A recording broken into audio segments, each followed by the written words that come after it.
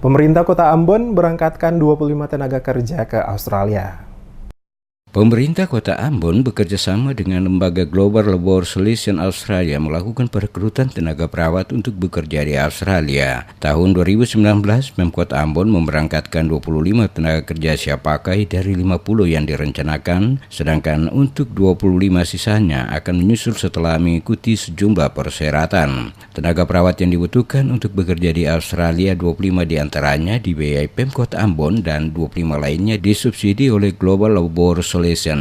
Saat ini sudah 71 orang pelamar yang berminat bekerja di Australia sejak dibukanya pendaftaran oleh Dinas Tenaga Kerja Kota Ambon. Pendaftaran tenaga kerja perawat lansia di Panti Jompo Australia terbuka bagi warga Kota Ambon mulai 13 hingga 24 Maret 2019 setiap jam kerja di kantor Disnaker Paso Ambon. Wali Kota mengakui sejumlah syarat telah ditetapkan bagi para pelamar, yakni sarjana atau lulusan S1 atau diploma 3 kesehatan, fasih berbahasa Inggris disertai TOEFL 500 poin, serta keterampilan kerja bidang kesehatan. Seleksi ini juga memperhatikan sejumlah kriteria, diantaranya pengalaman kerja, kejiwaan, dan kesehatan calon pekerja. Faktor penguasaan bahasa serta perilaku menjadi sangat penting. Oleh karena itu nanti akan dilatih dengan standar yang ditetapkan oleh Australia, terutama untuk bahasanya. Nah, kalau itu sudah oke, kemudian kita kirim mereka ke Australia, terutama untuk tenaga-tenaga nurse ya dan kesehatan itu. Nah, itu ya nanti kita langkah pertama itu akan kita kirim ke sana.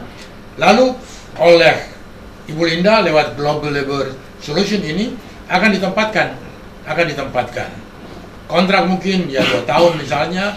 Setelah itu kalau prestasinya bagus bisa lagi diperpanjang dengan standar upah yang menurut saya itu relatif tinggi.